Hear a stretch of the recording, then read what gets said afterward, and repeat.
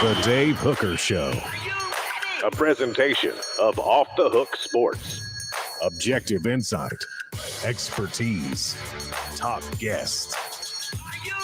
Available on YouTube, Apple, Spotify, and the Off the Hook Sports app. Download now for free.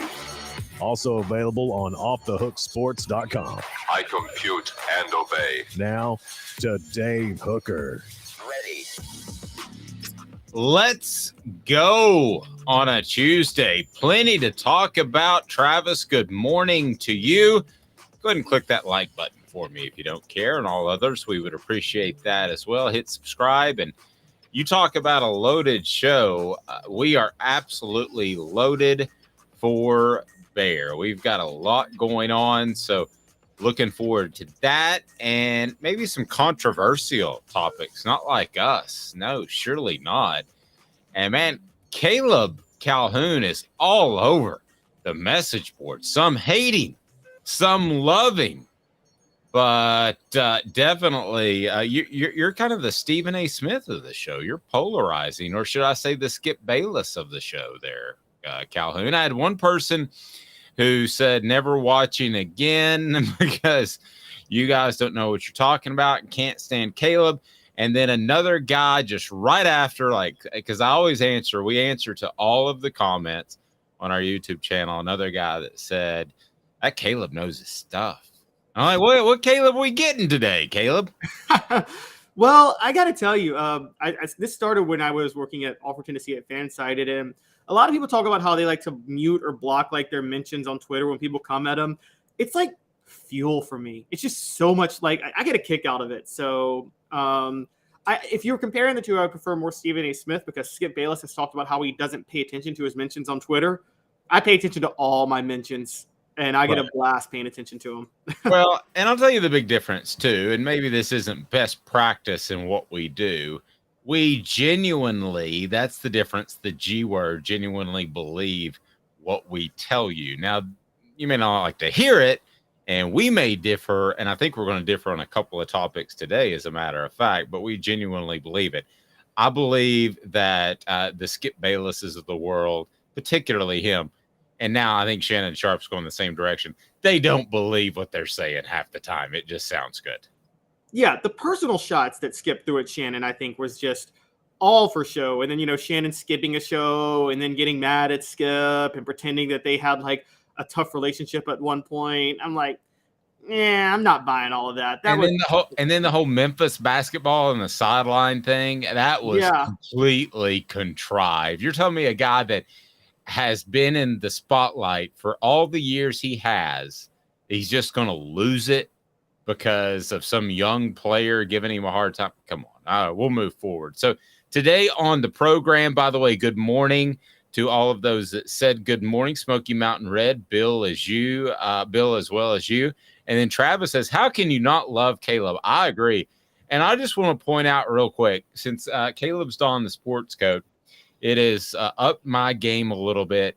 And I am not wearing a sweatshirt. This is actually a very nice sweater without a collar.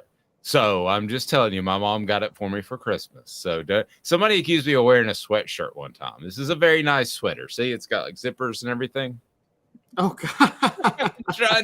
I'm trying to hang with the sport coat as Caleb looks fantastic. I actually took my sport coats recently, Caleb, to get them taken in a little bit. And they said, you've lost so much weight, you just have to get rid of them. So if you know any fat guys with extra long arms that need sport coats, that I can take care of them. I live in a place where everybody walks. So, I mean, it's for those of you who don't know, I live on the East Coast, and a lot of walking up here, not a lot of driving in my area. Oh, man, I would love that. It's like being at the beach.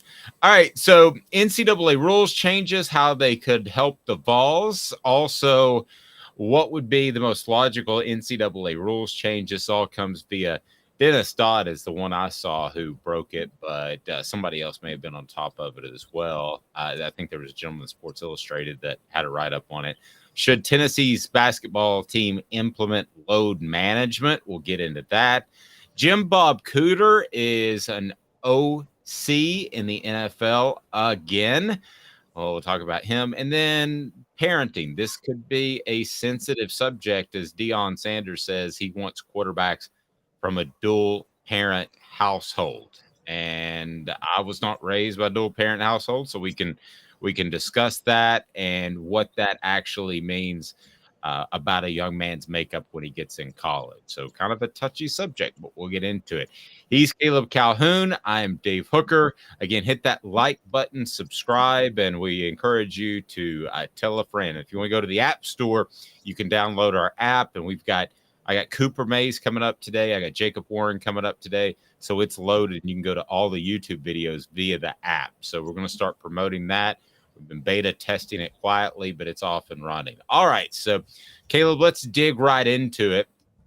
When I see rules changes, I always wonder what's going through coaches' minds, because it seems as if we try to tweak the rules each and every year, whether it's targeting, whether it's speeding up time of play, or whatever the case may be. Now, in this case, it's running the clock after a first down and an incomplete pass, except for the final 2 minutes. So it feels a lot like the NFL and their model and how they handle the clock.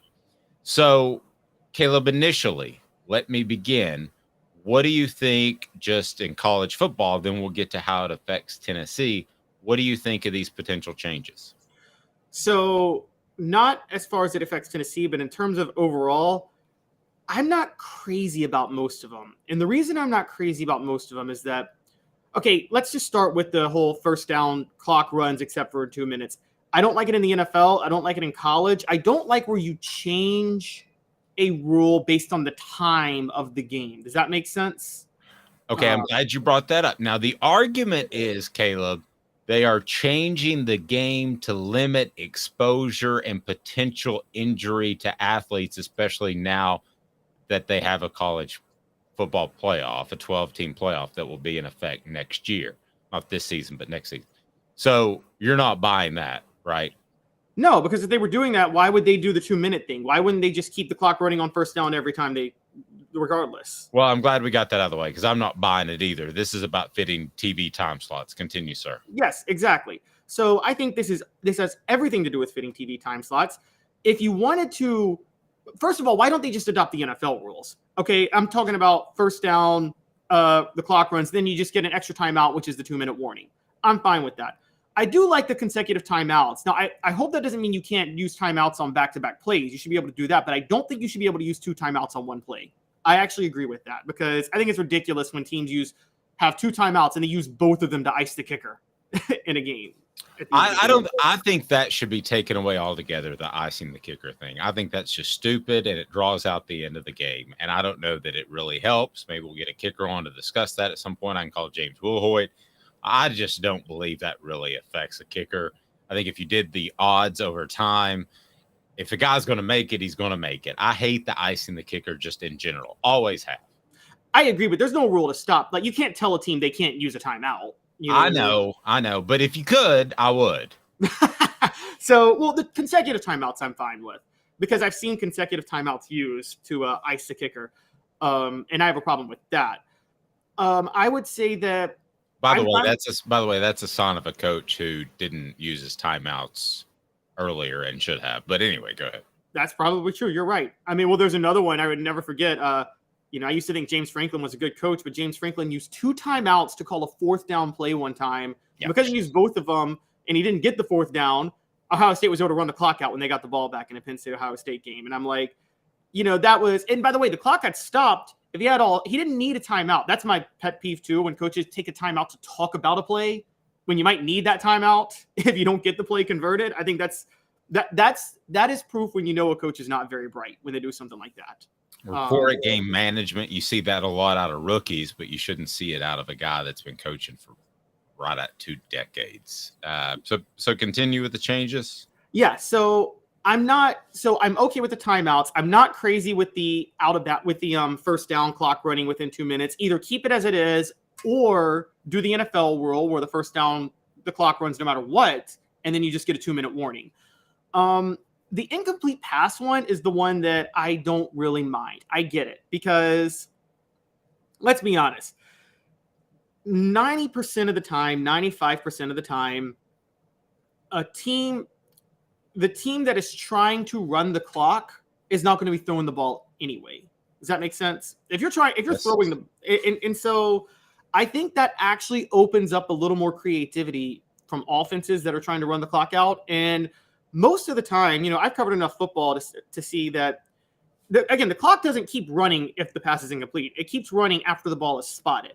Most teams usually have a play ready to go after the ball is spotted. I'm sorry, I'm okay with that because I get really annoyed when after an incomplete pass, teams still milk the 40-second play clock. I'm like, are you serious, guys? You didn't really have a play ready to go at this point? And so I actually don't mind that one at all. Well, I don't want anything to change. I was thinking just this past year, coincidentally, I was watching an NFL game and I thought to myself, I wish I was watching a college game and they were coming back from like 20 points. So it mattered in the middle of the fourth quarter that they were getting the clock stopped on incomplete passes. So I don't want to see either of them changed. Running the clock after first down would save about 7 plays based off Dennis Dodd of CBS Sports. An incomplete pass would cut out about 7 plays, cut out about 20 plays. Travis says, I'm going to use my timeouts how I see fit. They should just leave the game alone, maybe cut out the commercials instead. Well, that's what this is all about. And I'll go ahead and tell you, Division II or the FCS level, whatever you want to call it, they're totally against this. Why? Because they don't have as much commercial inventory that they have to clear, and their games are 3 hours or less. Whereas at the FBS level, they've got commercial inventory that they want to clear. Portions of the program brought to you by City Heating and Air Conditioning, cityheatandair.com. You might need a new unit. If you do, with City Heating and Air Conditioning, that it's not just a case where another part might have fixed it or some Freon. City Heating and Air Conditioning, integrity matters over 50 years in Knoxville. Let's say all these go through, okay? Just for the sake of argument. Help or hurt the Vols? You've got to call them up on Off the Hook Sports. Help or hurt the Vols? Minusculely, I don't know if that's a word, but minimally helps the Vols. The one that minimally helps the Vols is the incomplete pass, the clock runs on the spotted ball. The reason that helps the Vols, I say sometimes your biggest advantage is other teams' disadvantages. Tennessee's a team that doesn't really need the clock to stop that much with their offense because they run so fast. I mean, they're ready to snap the ball when the ball's spotted anyway, usually. So who cares if the clock starts on an incomplete pass? That causes a lot of problems for a Jimbo Fisher who loves to call every play from the sideline, loves to huddle and call the play. Doesn't cause any problems for Tennessee. So I think that one really helps the Vols. But you're still gonna have to spot the ball. I mean, you're still gonna have to have an official that's spotting the ball and is making sure both teams line up. It's just the difference is the clock's going to run. Well, the clock's going to stop. Remember, the clock stops on incomplete passes. The clock stops until they spot the ball.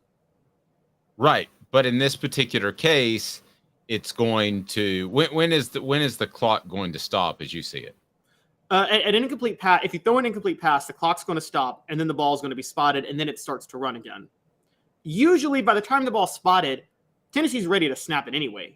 Like, they're almost always ready to snap it anyway.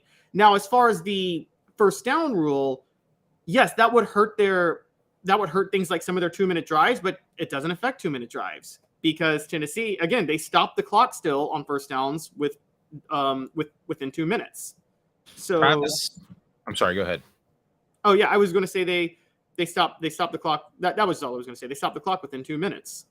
Travis says hurts them.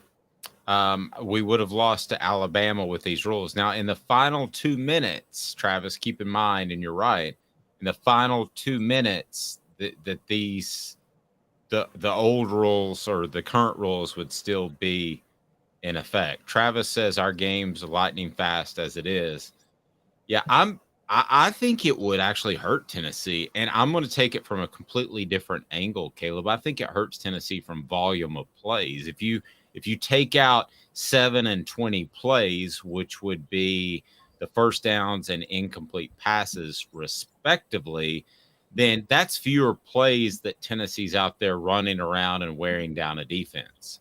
So while the actual drive may be the same amount, the overall cumulative effect, I believe firmly, would make it more manageable for opposing defenses to keep up with Tennessee over time as opposed to wearing down. So I think it actually hurts Tennessee from that perspective.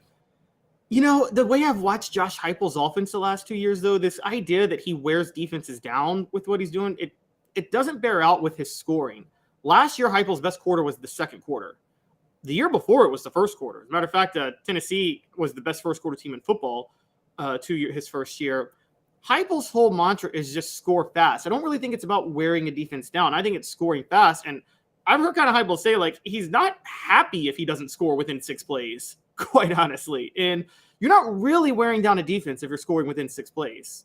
And so I don't think the wearing down the defense has ever been really a focus of Heupel's. Man, I don't know. I would like to talk to some of those defensive players and how they felt in the fourth quarter. You're right. There's a wearing down through a drive, but I think more so than you, that there's a wearing down through the game. And that's a benefit to Tennessee. But ultimately, the speed of the game and catching people off guard, like you said, minimally, it might help, but it's not going to be a huge impact because they're going to catch teams off guard anyway. It's time for today's tough question. We get to that right now. Today's tough question is brought to you by Vassy Lawn and Garden. Man alive, it's worth a drive. Today's tough question. Take a side. Take a stand. The Dave Hooker Show, a presentation of offthehooksports.com. Today's tough question is brought to you by Vassy Lawn and Garden. I want to see some input from our chat board. So, what rule would you change in college football right now? It's brought to you by Vassy Lawn and Garden. Man alive, it's worth the drive. Vassy Lawn and Garden, whether you're looking for industrial mowers, commercial mowers, or residential mowers, Vassy Lawn and Garden, whether you're in Chattanooga, Knoxville, or Nashville, it's in Cleveland, Tennessee, man alive, it's worth the drive. Go to Vassy.com to learn more, especially if you're restocking your company's fleet or you're starting your own landscaping or mowing company. They'll save you money with their buying power. Vassy Lawn and Garden, man alive, it's worth the drive. Smoky Mountain Red says scheming more than speed, that is. Talk about offensive genius. Yes, I think he is that. But if there was one rule, I'm going to ask the message board, if there was one rule that you could change in college football, what would it be? Smoky Mountain Red already said move the kickoff back to normal because they can't get the running start. The XFL, as stupid as it is, had a pretty interesting idea. I don't know if you saw that. So the kicking team was lined up at the other team's 35. So follow me for just a second. And the return team was lined up at the 25. So there's no running head start. And once the ball is caught, not kicked, then the coverage team could then attack the recovering team. Does that make sense? Return team. Does that make sense? Right. But wouldn't you just kick it out of bounds every time then for a touchback if it's on the other team's 35? No. The kicking team is on the other team's 35. I know, but that would make it very easy to just kick it for a touchback every time, because if you can't kick it for a touchback when you're on the other team's 35, do they kick off from the other team's 35? No, I'm sorry. The kicker is still in his original spot. Oh, okay. The kicker's still in his original spot. Just the guys covering the kick are at the 35. And then the return team's at the 25. You're still kicking it from the other 35. Okay. That's not a crazy idea. It wasn't crazy. I saw it too, and I was like, this looks weird, but it's not the worst idea. It allows for more returns, but limits the injuries. Because the thing with injuries, even the first XFL in 2001 had some ahead of the curve ideas. That one's interesting. Now, the stupid one they had, remember where instead of a coin toss, you had to fight for the ball? Yeah, the first guy that did it separated his shoulder. Yeah. Remember that. Okay, here is what I would change, and I would change this across the board, college and the NFL. Particularly, it bothers me with the NFL. I would have, you know how you have running into the kicker and roughing the kicker? Yeah. I would have running into the receiver and roughing the receiver. Okay, so that would be my pass interference call. So if it's a tangled feet sort of thing, yes, you're in the way, then that's a 10 to 15 yard penalty like it is in college. Automatic first down. But if you just maul the guy, then it's spot of the foul. So I would do that at the NFL to keep from those long 65-yard gains where an offensive play wasn't even made. And on the college side of it, listen, defensive backs are taught if you're beat, you need to just take the guy out. Yeah. So, and that's a 10-yard penalty. So there seems like there's some sort of middle in between scenario that would work a lot better. So that would be my change. What do you think of that?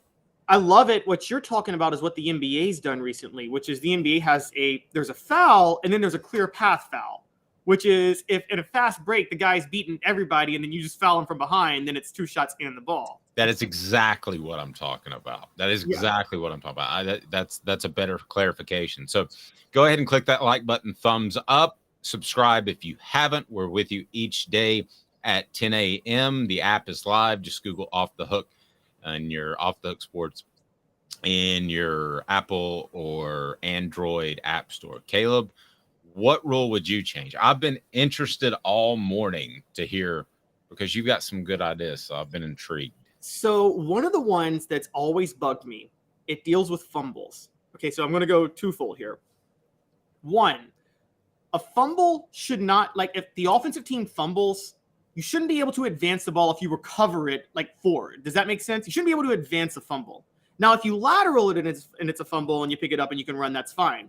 But if you fumble the ball forward and somebody else recovers it on your team in front of you, and it counts as like a 5-yard gain, that shouldn't happen. You should get the ball back where you recovered it at that point. You shouldn't be able to recover the ball in advance. So that's the holy roller rule. Yes, but right now they have the rule just like on 4th down. It should be universal across the board. You can't advance a fumble forward. You can advance it. I think in the NFL, is it just 4th down or is it just after 2 minutes or both? Maybe it's both. I don't know. But my pet peeve is when they change the rules based on timing and situations. I hate that. Okay, so you would like to see that adopted by the college game. Right. And I would like to make it universal all the time. The other part of that with fumbles is this. If a player fumbles the ball into the end zone, out of the back of the end zone, the other team shouldn't get a touchback to get the ball back. You should have to recover a fumble on defense to get the ball. That's a huge pet peeve of mine, where if you fumble the ball out of the back of the end zone, the other team gets the ball. That's the dumbest rule in football to me. No, it's the dumbest rule in all of sports. I can't believe that I didn't think of that one. No, that's when you fumble out of the back of your own end zone and suddenly it's the other team's ball and they get it at the 20. I mean, how many games has that changed? It almost feels like 2 turnovers in 1. Yeah. It changed the Missouri game earlier this year in overtime against Auburn. The most infamous one with Tennessee, you probably covered it, was the Corey Anderson fumble at Alabama about 18 years ago. Probably the worst game I think I've ever watched in football was that Tennessee-Alabama game, the 6-3. Well, I've never felt so bad for a guy because he was local too, and Austin East, and I've never felt so bad for a guy because he knew what it meant. And you had to ask him the questions after. You know what this means because it's the Tennessee-Alabama game. How do you feel? And you have to ask those questions as a reporter, but how the H do you think he feels? He feels absolutely terrible. You know, and the thing is, everybody remembers the end. Just on a sidebar, the play I remember from that game is Lucas Taylor getting on his knees to field a punt and fumbling it. I don't know if you remember that one. That set up Alabama's first field goal. That was next level dumb football, like across the board. That was one of the worst games I ever watched. I remember that was it's like 2 teams were mauling each other more than anything, but I felt so bad for Corey Anderson. So be sure and hit that like button if you haven't subscribed at this point. I don't know what you're thinking, so you've got to do that. So you do. We both like each other's rule changes. Yeah, I'm a fan of each other's. I don't have as much of a problem if the ball moves forward and you advance it. But I definitely think the touchback rule is the worst rule in sports. But how would you fix it? If you can't advance the fumble, like I said, if the defense doesn't recover a fumble, you get the ball back where you fumbled it, if that makes sense. Well, no, I'm talking about through the back of the end zone. How would you fix that? You would get the ball. If you fumble the ball through the back of the end zone, then you would get the ball back wherever you fumbled it. So say you fumble it on the 1 yard line and it rolls out of the back of the end zone, you just get the ball back on the 1 yard line, and it's the next play. And loss of down. So if I have on second down, it'd be third down, right? Yeah. Instead of second down, it'd be third down or whatever. Why has that not changed? Like yesterday, like in 1950. I don't know. It's like I've always had a belief that football sometimes makes up rules for theater, and I think that's one of those rules. It's just a dumb rule. It's a rule the equivalent of all the dumb rules in college basketball, which you know how I feel about that. And so it's a dumb rule in football. Travis says on fake field goals, the holder is on a knee, just saying he's down. Well, that is true. And I got another one for you. When's the only time you're allowed to be off sides? Do you know the answer to this? The only time you're allowed to be off sides? No idea. Okay. And it happens all the time. If anybody on the message board can figure that one out, then I will hook you up with a Hooker t-shirt. He's about to get drafted, so maybe they are relevant again. 2 minutes, he's Caleb Calhoun. I'm Dave Hooker. I'll tell you right after this, the one time where you are allowed to be offsides, and it happens multiple times in a game. 2 minutes off the Sports. Family has been creating jewelry since 1986, each piece unique with a story all its own. I'm Rick Terry with Rick Terry Jewelry Designs. I'm a jeweler, and I want to be your jeweler. We're grateful that you chose us to be Knoxville's best jeweler. My family and staff look forward to serving you. So please come see us. Kingston Pike and Campbell Station Road in the heart of Farragut and downtown on Gay Street, right next to the Tennessee Theater. Inflation has risen to the highest level in over 40 years, according to the April 2022 U.S. Inflation Calculator. Will your investments provide you the income you need in retirement? Are you losing purchasing power of your savings due to inflation? Simply stated, if the cost of goods and services are 8% higher and you're only earning 4% in your investments, that money buys you less of what you need. Right now is the time to act. Call Guardian Investment Advisors today. Hey folks, Gary Viles here. I want to personally invite you to North Knoxville's newest sports bar and restaurant. It's Big Orange Phillies, located in Black Oak Center. And yes folks, it's happening in Halls. Big Orange Phillies offers family-friendly environment with homemade meals and the best deli-style subs around. Billiards, darts, jukebox, shuffleboard, and cornhole, and a full bar. We also offer valet parking on weekends and during special events. We even have a covered back patio. It's happening at Big Orange Phillies. We want, we need, and we appreciate your business. Hi, Mike Davis here with City Heating and Air, reminding you to always dare to compare. Our team provides quality local heating and air service, installation, and maintenance across East Tennessee. We use only the best equipment like American Standard heating and air conditioning for your residential, new construction, or commercial needs. Honesty, dependability, and customer satisfaction have been the cornerstones of our business since 1961. City Heat and Air. Dare to compare. Chattanooga, we're at it again. For the 5th year in a row, you voted us best of the best criminal and DUI law firm. And finalists for best law firm and best personal injury firm. Thank you for the love, Chattanooga. We won't let you down. Do you want to own the more that owns every job? Then get to Vassey Lawn and Garden in Cleveland and get you a Toro. I'm David Vassey, here to talk to you about Toro. With a Toro Zero Turn, you'll get more out of every minute and you'll reach the finish line faster. At Vassey's, we like to say, no matter if you're mowing 3 acres a week or 11 lawns a day, homeowners and business owners alike find confidence in equipment they can trust from top to bottom. Vassey Lawn and Garden, Highway 60 North in Cleveland. Man alive, it's worth the drive. Got cataracts? We can fix that. Never miss another moment. With a little help from Doctors Campbell, Cunningham, Taylor, and Hahn at ccteyes.com. Objective coverage. Hey, that's new. If we get caught, we're going to jail. The Dave Hooker Show, a presentation of Off the Hook Sports. YouTube, Apple, Spotify, and the free Off the Hook Sports app. I'm going to need to see some identification. Back to Dave Hooker.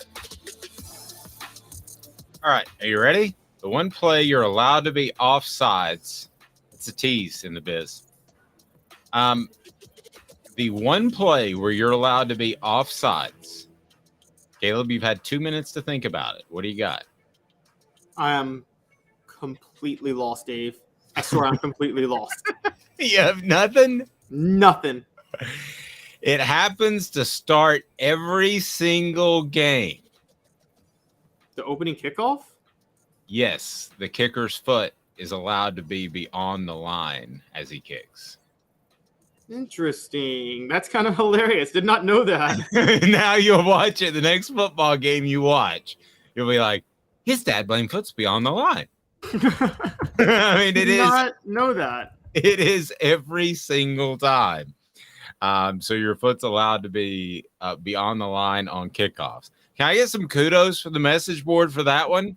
I'm kind of proud of that one, to be an old guy and remember something like that. Pretty happy with myself. It's pretty sad, though, when you have to ask for kudos. Portions of the program brought to you by Zool Beer Company, xulbeer.com. Zool Beer is the official craft beer of Off the Hook Sports. We love Zool Beer. Great selection, worldwide award-winning craft beer, and they've got parking downtown in Knoxville. I think it was Travis, or was it Smoky Mountain Red? It was Smoky Mountain Red that reached out to me that tried Zool Beer and said he was very impressed. And I bring that up because Travis said he legitimately was very impressed. Otherwise, I wouldn't have brought it up. Zool Beer has great parking downtown, which you don't find. So thank you for supporting our sponsors. I say this with no hesitation. All of our advertisers, and it's what I love about what we do, not just throwing stuff out there because you get paid some sort of endorsement fee in traditional media. I love and work with each one of our advertisers that you see on Off the Hook Sports, or would if I need their services. And it's just that simple. So go to ZoolBeer.com, xulbeer.com. All right. By the way, something I failed to mention. Guess who's the only coach on the committee of these rule changes? Kirby Smart. He rejected rule changes recently, and he's rejected them this year, according to a source. In 2006, similar timing changes were disastrous. That year, the clock started when the toe met the ball on kickoffs, and the clock started on the ready for play signal from the referee, not when the ball is snapped after a change of possession. So we'll see if any of this actually happens. I don't think it will. All right, Tennessee. Should they start load management?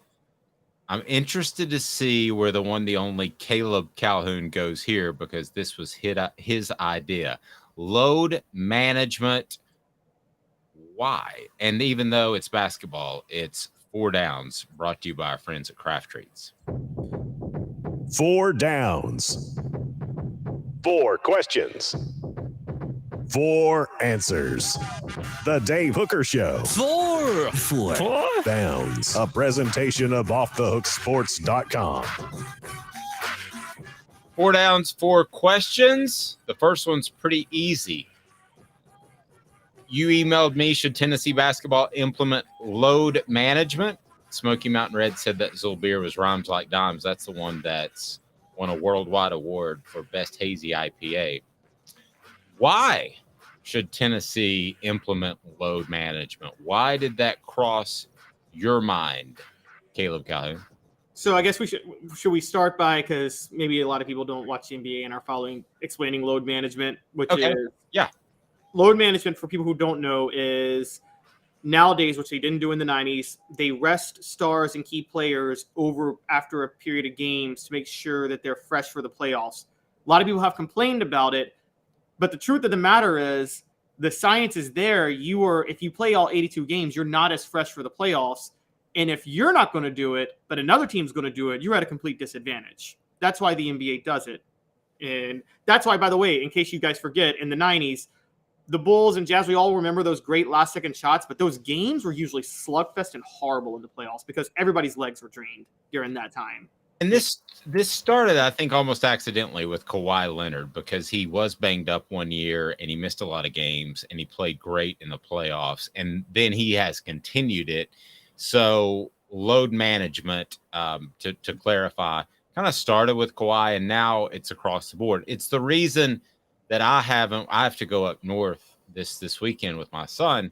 And it's the reason that I haven't bought tickets to an NBA game because I'm not 100% sure what players will be there. So I hate it. And LeBron James, if you want to rip LeBron, you can. A lot of people don't like him for various reasons, but he's kind of the one who doesn't do that. That's a prominent star. A lot of other guys do.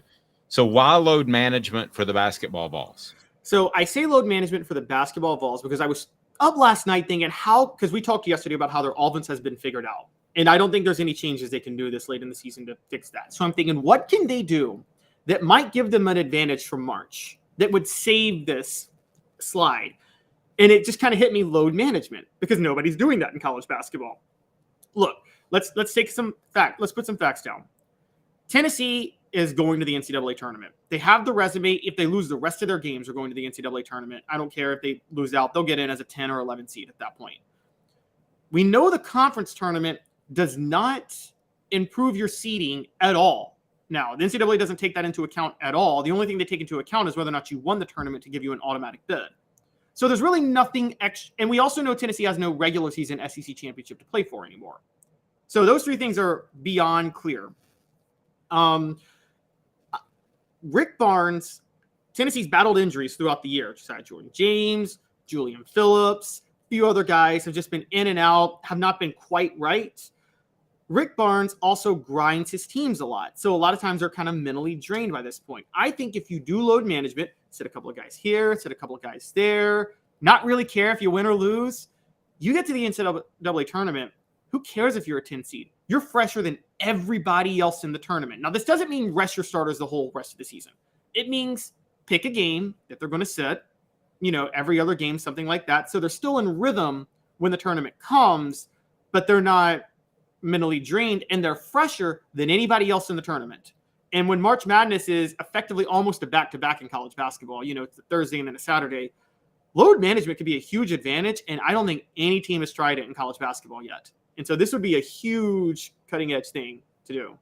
It would. And I'm going to assume that as part of load management, you're not giving your all for the SEC tournament and you're ready to get the heck out of there, right? You don't want to play 4 games. Yeah, you don't want to play 4 games back. And I think there have been times where teams, and I think Ron Slay may have alluded to this, where they didn't really take the SEC tournament nearly as seriously, and I don't blame him. To the message board, I get it, but I do dislike it as a fan. Kobe was one player that wouldn't do it, and that was one thing I respected for him. Yes, agreed. But here's the thing, the difference between the NBA and what makes it so dastardly, in my opinion, to the fans, and the difference between it and college basketball. Nobody shows up in Tuscaloosa, Alabama, or Auburn, or wherever to see Santiago Vescovi play. Nobody's like, oh, I got to see Santiago Vescovi. I got to get there. So you're not losing a great appeal like being able to see, I went to see the Hawks play and they were playing the Nets. I wanted to see Kevin Durant and James Harden because they were future Hall of Famers. I wanted my son to see that. And I wanted him to see Trae Young as well. So we got to go to that. But that's not like that in college basketball. So it's very different. Now, Travis says bye weeks are invaluable in football. That's like 14 days. Basketball is a lot on a body, and they play 2 times a week. I think he mistyped and said 4 times a week. John says, not sure resting our players would really help that much. If they aren't shooting, they aren't shooting. I'm going to agree more with John than Caleb on that particular point, but I do see where he's going. I do believe that Rick Barnes grinds his team. So second down was, what about the SEC tournament? We both already agreed. You're just going to go ahead and chuck that, right? Okay. Here's what I say with the SEC tournament. Play your starters on Thursday, rest them on Friday. So, they can have a little bit of rhythm, do some load management, mix them Thursday and Friday, because you want them to stay in rhythm. So, like, okay, if they play on a Thursday and then they don't have an NCAA tournament game till the following Friday, it might be a little rusty, forget fresh at that point. So if I'm doing this, though, I'm completely chucking it. If I'm doing this and Greg Sankey doesn't call me to complain, then I haven't done it thoroughly enough. I'm starting. You want to draw full attention to this. Oh, yeah. No. I'm starting in the first game of the SEC tournament, I'm starting the last 5 players on the bench. See, I was just going to say continue load management through the SEC tournament because it doesn't matter. Like, don't try to win the SEC tournament, but I'm not saying throw the SEC tournament. I'm not sitting here saying rest all your starters. I'm saying throw the SEC tournament. Okay. I've covered a lot of those, and there's half the teams, if you pull the players aside, they're meaningless. It matters to Kentucky and really whoever hates Kentucky. And it's just, you win the regular season, that's a lot more significant in my mind. So second down was what about the SEC tournament? I'm pretty much mailing it in. And Greg Sankey's going to call me on Friday and say, hey, this makes a lot of money for the conference. I'm like, I don't care. So these 5 guys at the end of the bench, they needed some time. So I played Bob Jones and a guy named Alfred, who you've never heard of. And if Greg Sankey has a problem with that, go to the NCAA and stop colluding with them to make the conference tournament so meaningless where they don't even factor it into seeding with the selection committee. Make it matter more. Thank you. And you said the S word. What about seeding? Seeding. This is where you and I may differ. I would not at all do load management through the rest of the regular season pre-SEC tournament. I would get the best seed possible. Tennessee's floating around a 3 or a 4 right now. If they keep playing like they're playing, they're going to find themselves in a 7-8 matchup or a 9-10. I would do no load management up until the SEC tournament when I mail it in. How about you? No, I do load management. Now, again, I think we're talking different things with load management. You're thinking load management as just rest everybody and play the backups. My load management is capital L, capital O, capital A, capital D. That's my load management. And I'm not even joking about the SEC tournament. I'm not doing this for pizzazz or anything. My load management is not that. My load management is, okay, you do a rotation.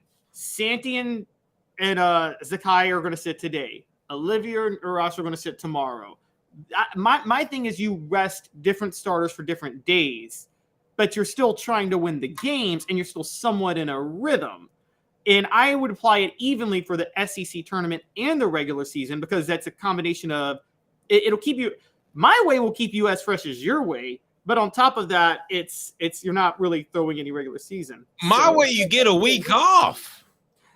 Yes, but Dave, you get a week off, but that long off could actually hurt your rhythm when you come into the NCAA tournament. Oh, yeah, possibly. But if you improve your seeding and you're a 2 versus a 15, I think a 1's out of the question at this point. But if you're a 2 versus a 15, you should win that, get back in your rhythm. Smoky Mountain Red says either do not have the tournament or just call them the regular season champs. Amen. The SEC tournament, if you're a basketball fan outside of the ACC where it really matters, you should feel taken advantage of because the SEC tournament is all about a money grab. It's the most blatant money grab in all of college athletics. No, I agree. I agree. And by the way, what we're talking about here, guys, we're not far away from this possibly happening in football. When you go to a 12-team playoff, and you go to if you go to the SEC championship game and you already know you're in the playoff, why would you risk injury playing that extra week of football? The argument against that, and we're closer than people think, I agree, is that you can improve your seeding and you can have a home game or potentially have a bye. So that would at least be the argument against that. The other thing, if you go halfway in football, you're going to get blown up. So you can't really go halfway. I mean, if you start playing the last 11 on a football bench, those guys are going to need stretchers to get off the field. I mean, you can't do it. You can't play football halfway. There's zero way. Do what Red Boy you did in Water Boy. Just take a knee every time on offense. It's probably a matter of time till that happens. All right, so there I am. I'm chucking the SEC tournament. See, but here's what your way does. Can I tell you what your way does real quick? Okay, think about gets people fresh and wins NCAA tournament games. That's what it does. Think about working out. Okay, you like to work out, right? I love to work out. Okay, is it better for you? Or you're trying to stay fresh for like a marathon. Okay, say you're staying fresh for a marathon. Is it better for you to rigorously and massively and overtrain for 3 weeks and then take the last full week off before the marathon? Or is it good for you to like just regularly kind of manage your amount of training to where you are still healthy and in a rhythm, but you're not too tired to run the marathon? Well, I think Josh Ward, our friend at the Sports Animal in Knoxville, he ran a marathon for charity. Proves he's a better man than me. And I do think he told me you take like the week off before, I thought. Is that not right? The full week you don't work out at all? You do no physical activity? I'm not 100% sure. Maybe somebody can help us on the message board. Now, you're talking to the wrong guy because I love lifting weights, and it's kind of my somebody said, I just don't run marathons. Easy fix. You're talking to the wrong guy because load management at the gym doesn't work for me. I've got an app that I could actually show you. And I've been so obsessed with lifting over the past couple of years that I can actually show you the muscles that it says I should work out. So check out this. Okay. Every one of them is below 80%. So basically it's telling me don't use that muscle today, but I'm going to go do it anyway. So I'm the wrong person to ask, but I don't. Do you lose rhythm in basketball? Yeah, a little bit, but can't you just? I don't know. If you play one game in the NCAA tournament, when's the first game now? Because they've changed it.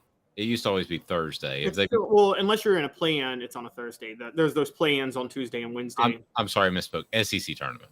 Oh, SEC. It's the first game's on a Wednesday. Tennessee's not going to be there on a Wednesday. They're not going to be one of the bottom two teams in the SEC or bottom four. Okay. So you play on a Thursday, and you might win just because you're so much better. But Friday, man, it's bottom of the bench. It is. I mean, you want to show up. What you're trying to do is show up the SEC for how stupid. Yes, that's exactly what I'm trying to do. And it was like the end of the NBA All-Star game, chucking 40-footers, just make a complete. You know who did this one time? So in the NBA, Greg Popovich was really mad about the scheduling. You remember when the Spurs and the Heat played each other in 2 straight NBA finals, and the Heat won the first time, and the Spurs were looking for revenge the next time. The Spurs were actually ahead of Kawhi, right? With load management, I think. Yes, I think they were. They started that with that. That's why Tim Duncan extended his career. But yeah, what they did, this was hilarious. The NBA had like given the Spurs like a 6 games in 11-day stretch, like 4 straight on the road. And their last one was a second of a back-to-back at the Heat, whereas they given the Heat a massive rest. And it was totally set up by David Stern for LeBron and D-Wade to blow out the Spurs.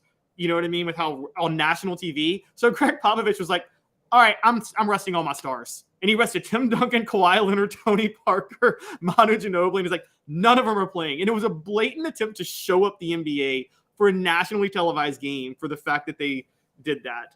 And it was, I think they actually got fined for it. And I think they did. I think I remember that. Please hit that like button. That brings more people in. We greatly appreciate it. And it's brought to you by Craft Treats. That's today's tough question. Craft Treats. There's no tough question when it comes to Craft Treats. Craft Treats can take care of your pet with their chill pills, CBD in there to take care of digestive issues.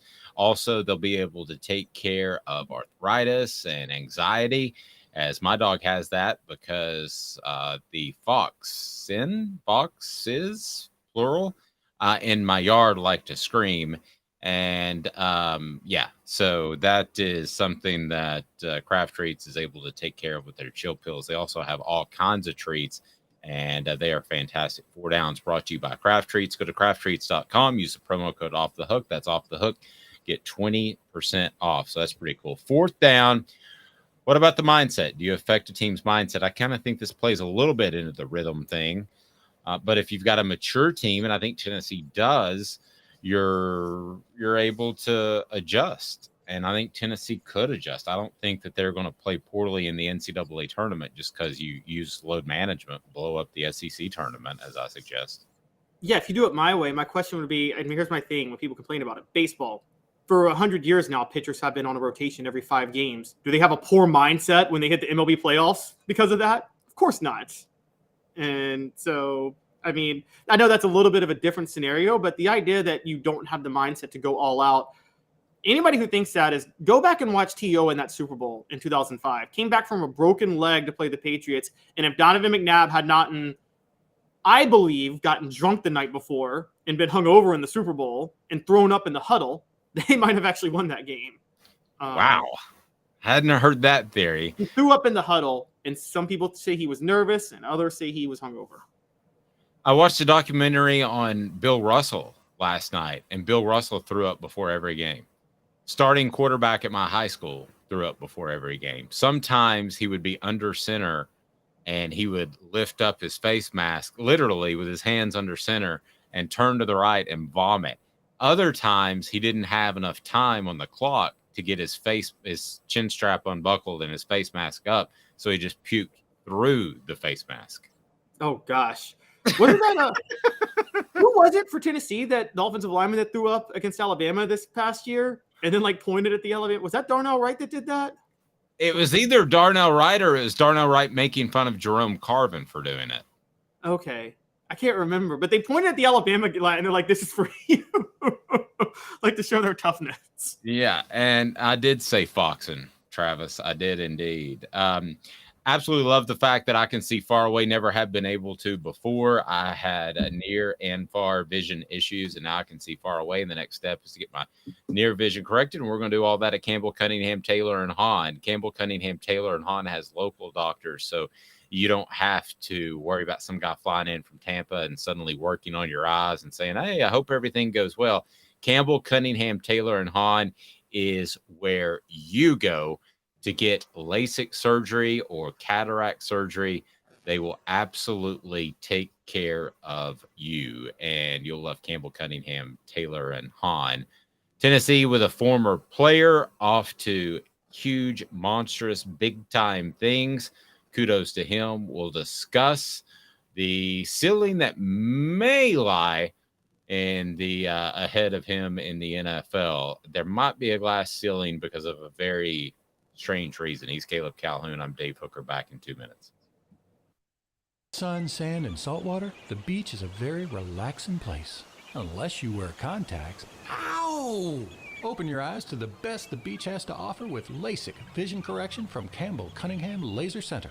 Do you want to own the more that owns every job? Then get to Vassey Lawn and Garden in Cleveland and get you a Toro. I'm David Vassey, here to talk to you about Toro.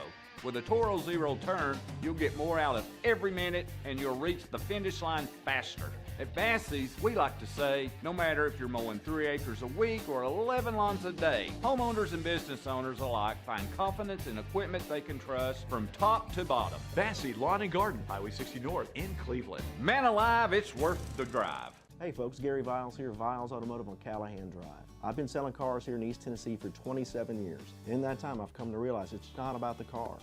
It's about you, the customer. So I'm here to take care of you just like family. Good credit, bad credit, you name it, we can get you taken care of. If we don't have it, we can find it for you. We go across the country to get any vehicle that you want. And here at Viles Automotive, we don't believe in fake numbers. We just give you great deals. And as always, we want, we need, and we appreciate your business. Hi, Mike Davis here with City Heating and Air, reminding you to always dare to compare. Our team provides quality local heating and air service, installation, and maintenance across East Tennessee.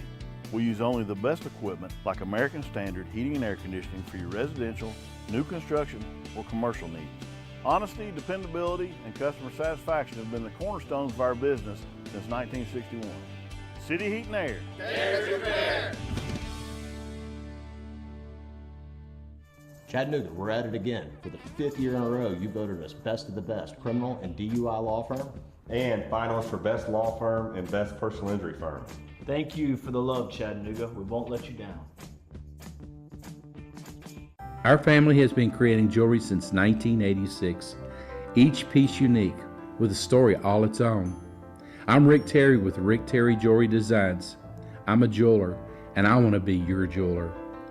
We're grateful that you chose us to be Knoxville's best jeweler. My family and staff look forward to serving you. So please come see us. Kingston Pike and Campbell Station Road in the heart of Farragut, and downtown on Gay Street, right next to the Tennessee Theater. You're listening to The Dave Hooker Show, a presentation of OffTheHookSports.com. The internet is full of pictures of each and every one of you. Available on YouTube, Apple, Spotify, and the Off the Hook Sports app. Download now for free. Is there nothing you people can't do? Also available on OffTheHookSports.com.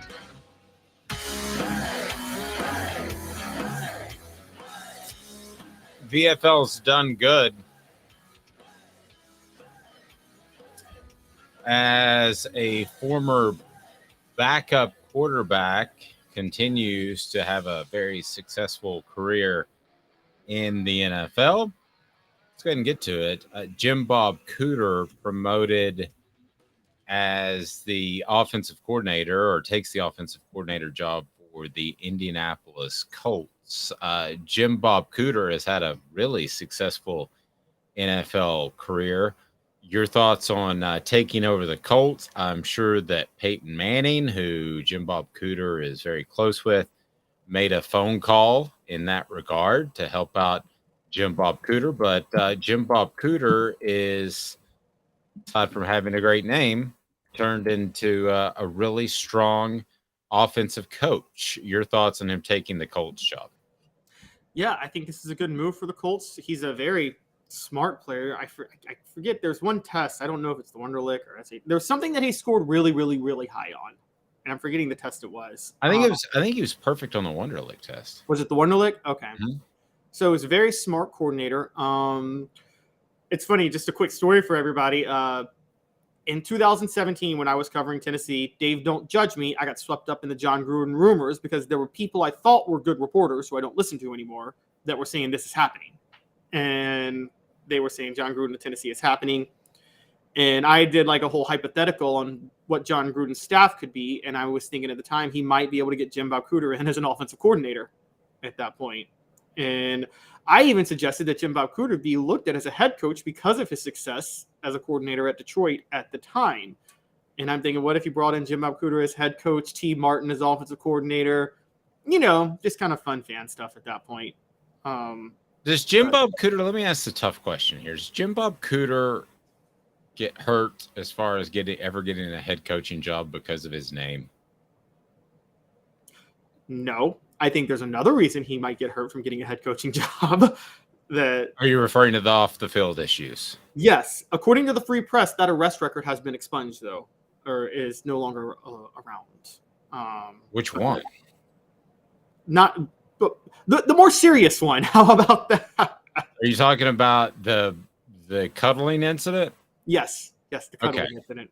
All right. So what hurts Jim Bob Cooter more? Is it his name, or is it the fact that he was arrested for driving under the influence in June 2006, suspended from Tennessee's football team? I don't think that hurts him very much. But then in 2009, later on, he was charged with aggravated burglary after climbing into a window and getting into a woman's bed. Those charges were later dropped. Now, it may have just been a cuddle, but those are frowned upon.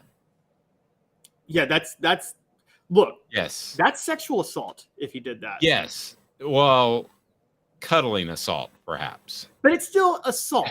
Like if now, what if? Look, I'm gonna. It may be possible that he thought it. It may be possible that he was drunk and thought it was his girlfriend or something like that. I don't know. Charges were dropped, so it may be possible that it didn't happen. Let's just be clear on that. Right. But how close was Stetson Bennett to doing the same thing? He was. I mean, he couldn't get in, and he wants a good cuddle, and there's every opportunity that could happen. at any moment. Travis says his name has to play a factor. I think so too. I always say fear the good-looking coach. And what I mean by that is some coaches get jobs because they're good-looking and they look good at that opening press conference. So fear the good-looking coach, I have always said. And this is the other side of that. Do you want to hire a coach named Jim Bob Cooter? And I think it hurts him. I think he should have changed it to James or something a long time ago. I'm being dead serious. I do not think it helps him to be named Jim Bob Cooter. I mean, at some point, he could have changed that to Bob Cooter or Jim Cooter. Lord, you know the worst part about this, because of YouTube's new policies, we might get demonetized just by saying his last name. Yeah, I mean, that is what I mean. At what point do you say that I'm going to just go by James or Bob or Robert? James Robert. I go by James Robert. Yeah. I mean, yeah, then it sounds almost stately. Yeah, James Roberts. Yeah. Cooter. But it still ends in Cooter. No, he might drop the last name. I get your point with the pretty boy. You seem to be referring to a specific coach you're not really a fan of, who had really good hair, who knocked it out of the park. Oh, Derek Dooley? Yes, who knocked it out of the park in the press conference. Yes. Yes. And also, I see it happen in high school a lot. Yeah, I could see that. Dooley looked like if Hollywood had created an SEC coach, they would have Derek Dooley play the role, honestly. Yeah. So I get your point. What the hell? What were his parents thinking? What? They can't control the last name. Well, I know they can't control the last name. I know better than you. But I mean, my last name's Hooker. Everybody says I was I had to go to the pharmacy yesterday to pick up something for my wife, and they said birthday. I gave them the birthday. And they said last name. And I said Hooker. And they said, "Can you spell that, please?" And I said, "Just like it sounds." And I always say that, or I say just like the working women, and it always stuns. So, and there's always like an elderly lady. I always use just like the working women with the elderly ladies, because they always look at me like, "Holy Hannah, that's inappropriate." Oh my gosh! So that's my favorite. Don't forget Houston Nutt. Like that you got a better last name than Houston Nutt. I don't know. I think Hooker's worse. Hooker, Cooter, Nut, which is the worst. Oh, and then Booty, because John David Booty and Josh Booty. Booty's kind of cool, though. I got some booty going on. I mean, I like that. Hooker's just, and by the way, it stems from you probably know this, you're big into history, a Civil War general, right? Yes, Joseph Hooker, who went to Lincoln and said, "I need some women to raise the morale of my troops." Yes, and they were one of the most successful battalions until syphilis.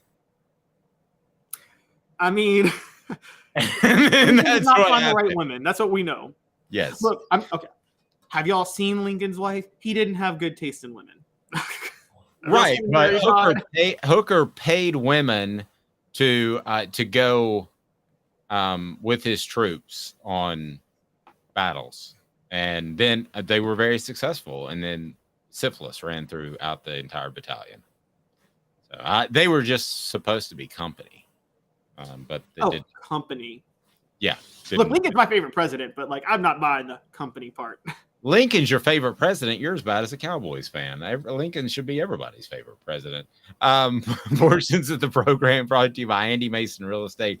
Go to andymasonrealestate.com. Over 40 years of experience right there, andymasonrealestate.com. And Andy Mason is absolutely phenomenal because he is the guy who will provide you with the best service and the best prices. How simple is that? andymasonrealestate.com. I love him. It'll save you thousands. Travis says, imagine the Booty Hooker wedding. Yes, that's a good one. They used to do headlines, and somebody actually mailed me a clip. This is before we all had Facebook and could do it that way. Somebody mailed me a clip of, it was either white hooker or black hooker, and the headline, it got read on, so they went and found the newspaper clip or something. I can't remember how I got it, but it was on, remember they used to do headlines when Jay Leno was like weird headlines, and it was like white hooker wedding or black hooker wedding or something. Thomas wants us to get serious, and I don't blame him. Can Tennessee football beat Georgia this season? Can they? Yeah, it's at home. I think that Tennessee is probably still a year away, but I do believe that Tennessee is closer than what we saw in Athens last year. So can Tennessee football beat Georgia this season? Yeah. I think it's possible. I wouldn't pick it at this point. You? No, I mean, I wouldn't pick it, but it's not impossible, particularly with, speaking of funny names, Mike Bobo back as offensive coordinator. I'm just not a believer in Mike Bobo. And so I just never have been. So, yeah, I think it's definitely possible. All right. Let's get to these Deion Sanders comments. What the H? What the? What was he thinking? Release the hounds. The Dave Hooker Show. Keep cool. A presentation of OffTheHookSports.com. Deion Sanders saying that he wants his starting quarterback to be from a two-parent household. Said, quote, "We want mother, father, dual parents. We want that kid to be 3.5 GPA and up because he's got to be smart." Well, you don't have to have two parents to be smart. But I do think there's probably a correlation between being well-grounded and having two parents, not across the board. We're not talking about completely that every person from a single-parent household is a mess and that every person from a dual household is perfect and fantastic. So let's go ahead and take the absolutes out of it. But what did you make of those comments? Deion can get away with saying things that a lot of other coaches can't. So if Nick Saban said this, I think it would be deemed as borderline racist. And I think that it would be deemed as very judgmental. Deion says it, and he says a lot, and he's African-American, so I didn't think it got near the play that it would have with somebody else. What were your thoughts? Well, I think I said this over the weekend. I think some coaches would not get away with it. I think I don't know if it's the race thing. I think it's more Deion has cachet, which Nick Saban has too. I think if Billy Napier says that, it looks bad. Put it that way. We all judge him on that. Okay, let's take Billy Napier out of it, and let's go with somebody who's successful. But no, we're talking about with Nick Saban. That's an absolute. Okay, so let's talk about an extreme, I should say. Let's take, I don't know, who's a good coach but not a great coach that happens to be Lincoln Riley. If Lincoln Riley said this, how would it be taken? Yeah, I think it would be taken negatively if Lincoln Riley said it. I don't think Lincoln Riley has built up the cachet at where he's at or as a national figure. I think if Ryan Day says it, he gets flack. But on the other side, I think if Mel Tucker says it, he gets flack, who's an African-American himself at Michigan State. I think it's Deion Sanders has a unique amount of cachet that I don't think he deserves yet. For an unproven coach. For an unproven coach. I disagree. I think there's a race element in there. I think if Mel Tucker said it, he would get away with it. I don't believe in overplaying race because I think it just divides us as a country. But I believe in this particular case that even if it were Nick Saban, but especially a guy without that much cachet, I believe if it were a Caucasian coach that he would be more likely to be under the microscope. I'm stunned that this flew under the radar because this interview was done last week during the lead up to the Super Bowl. So when you sent this to me as an idea, I was like, wow, how did I not hear that? Because I particularly love listening to national shows leading up to the Super Bowl because you hear from all these different people. I'm stunned this didn't get more play. Stunned. I think, and I will say this, and I would be consistent. I don't care if it's Deion or Nick Saban. I think it's an awful thing to say. And even if he may be speaking the truth, look, let's parse this out real quick. Obviously, two-parent households are ideal situations. You want to encourage that for all kids. And yes, there may be a correlation. But if kids from a two-parent, this fuels the point that America's not a meritocracy. If a kid from a single-parent household who is already at a disadvantage from a single-parent household, we want to tell kids all the time, overcome your obstacles and fight to make it, and you can make it. Well, now we're hearing the honest truth that even if they fight to make it, there are people like Deion Sanders who won't give them the opportunity they deserve specifically because they're not from a two-parent household. That's the grossest thing I've ever heard.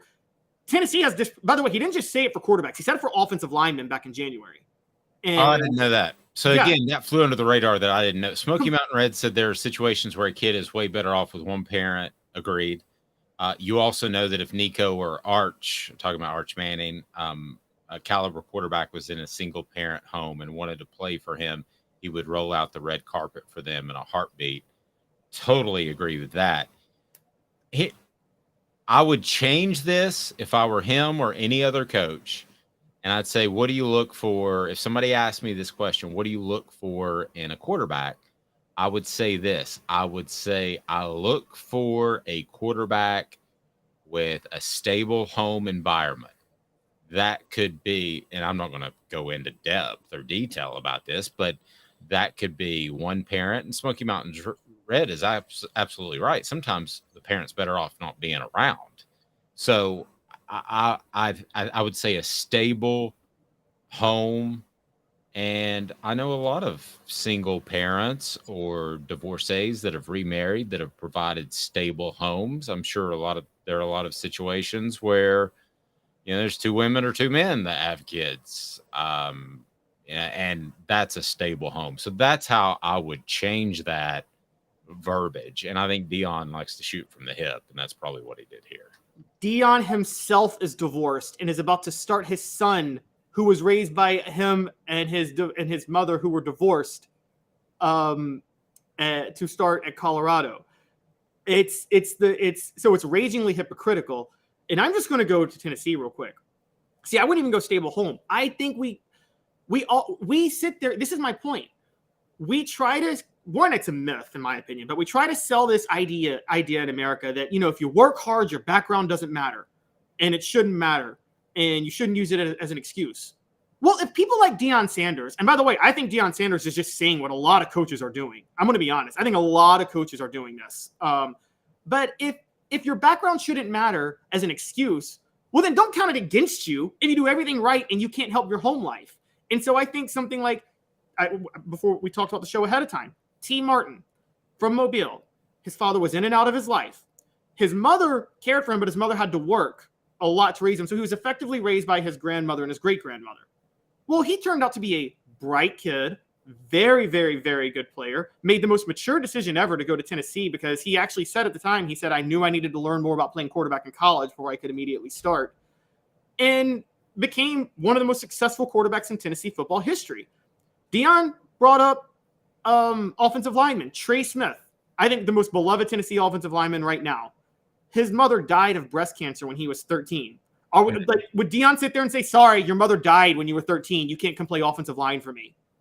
This is beyond disgusting, honestly, for me. And well, I'll give you something that's even more disgusting. A defensive coach told me one time, he said the best linebackers were beaten as children. So Don't think for a second that coaches aren't looking into the background. And that was something that was told to me by a defensive coach. And they have that rage, that anger in them. And maybe you want that more in a linebacker than you do a quarterback.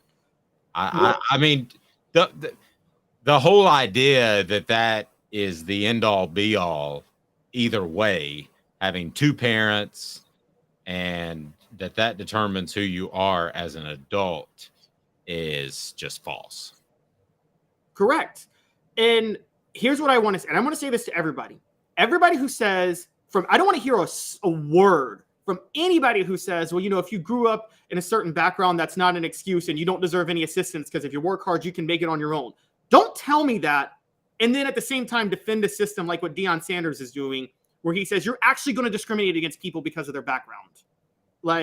You can't have it both ways on this. We live in an era where we literally do everything we can to say, let's ignore the needs of kids, because if they work hard, they can make it on their own, because that's America. And then we at the same time, we're going to embrace a coach like Deion Sanders, again, who's just saying what so many other coaches are doing and just not saying out loud, that no, they're actually discriminating against people with rough backgrounds because they think it does dictate who you are.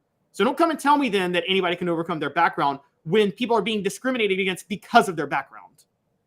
Portions of the program brought to you by Zach England of Best and Brock. Zach England of Best and Brock. You can go toe-to-toe with those insurance company attorneys, and he will absolutely get what you deserve in the Chattanooga area when it comes to personal injury. Zach England of Best and Brock. Zach's got your back. Tomorrow, 10 a.m. Eastern time, as always, live, and Ron Slay will join us. The former Vol talk some hoops, maybe some load management. For Caleb Calhoun, I'm Dave Hooker. This has been a presentation